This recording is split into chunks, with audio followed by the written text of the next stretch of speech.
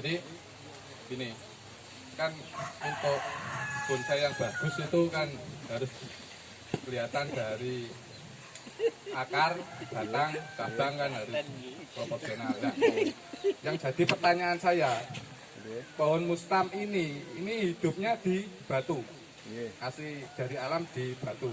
Jadi akarnya kan nggak kelihatan. Jadi ini gimana Pak Irman? Mohon penjelasannya. Makasih. Assalamualaikum warahmatullahi wabarakatuh. Waalaikumsalam warahmatullahi wabarakatuh. Assalamualaikum warahmatullahi wabarakatuh. Nah, ini ada pertanyaan dari Mas Agus tentang bonsai. Mata suwun, nggih.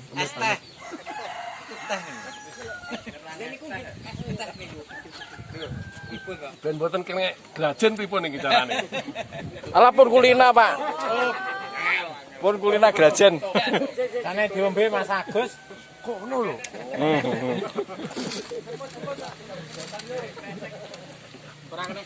Jadi gaya bonsai dalam hal ini itu kan bermacam-macam Mas ya. Dari ada gaya natural, kemudian gaya cascade, gaya ini yang kan kalau apa namanya aliran kan ada naturalis, ada surrealis, ekspresionis.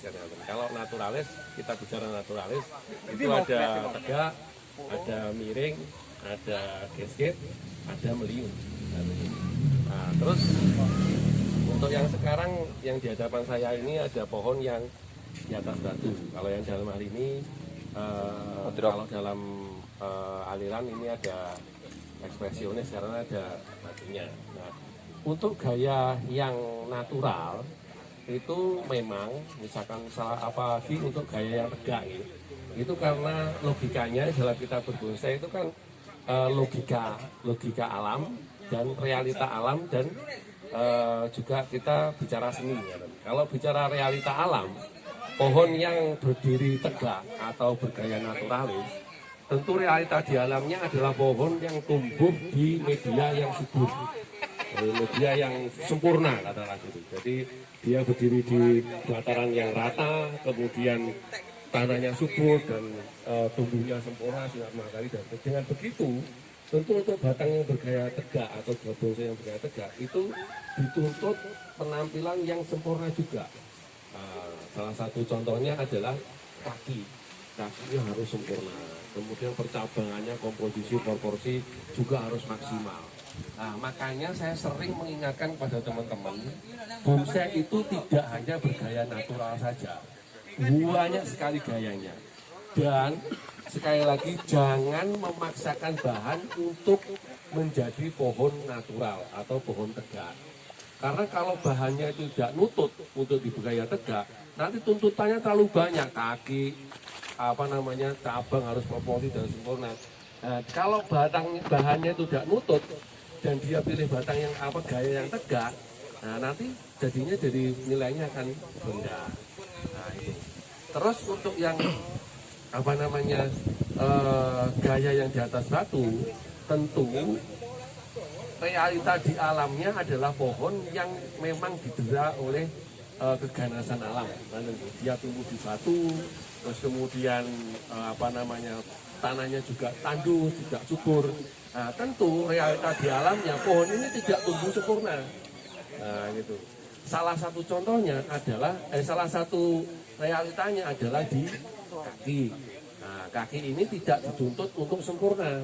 Apalagi jika menjenengan pilih gaya yang on the rock. Jadi memang pohon yang betul-betul di atas batu. Dengan begitu akar atau kaki itu akan, asumsi kita itu akan ada di dalam batu. Nah, untuk yang demikian ini kan seperti yang penjenengan punya ini kalau dinilai dari gerak dasar itu bukan gerak dasarnya dari pangkal pohon ke atas ujung ini, bukan, tetapi batunya ini juga dipakai juga diasumsikan sebagai gerak dasar.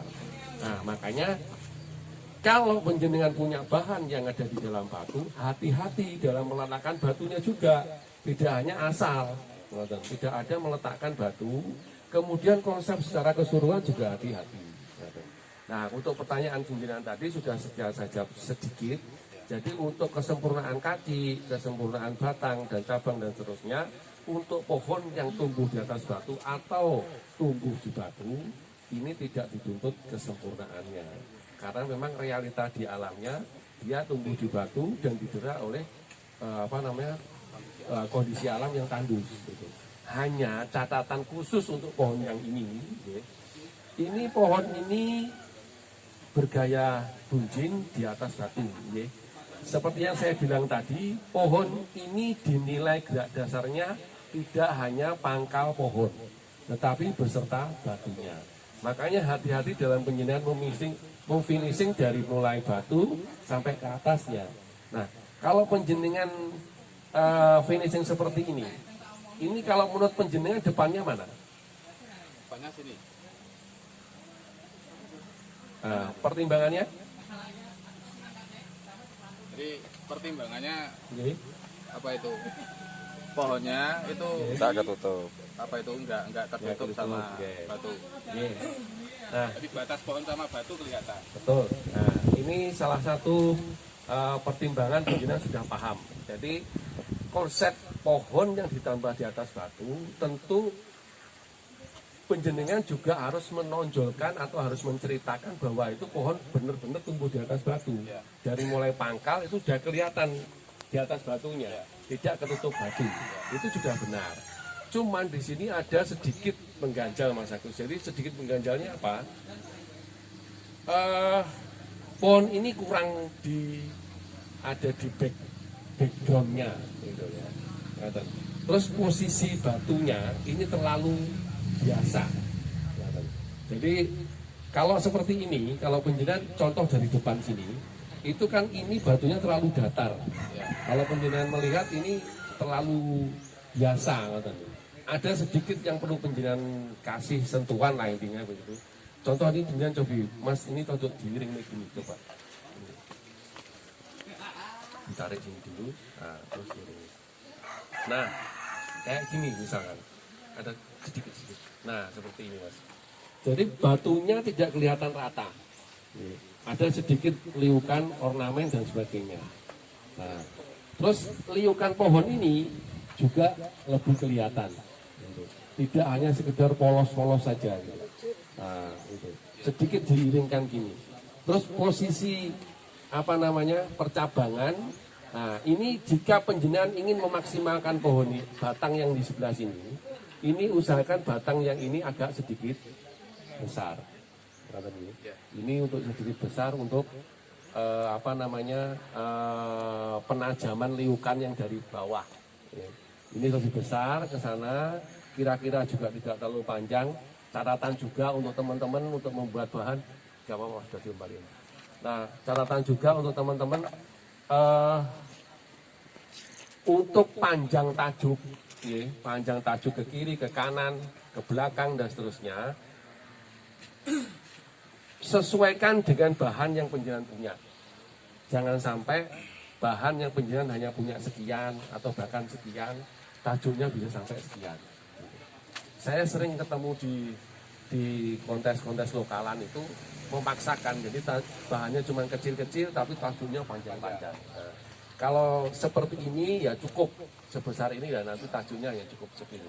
Hanya catatan besarnya ini disesuaikan karena ini fokusnya ada di sini. Nah, gitu.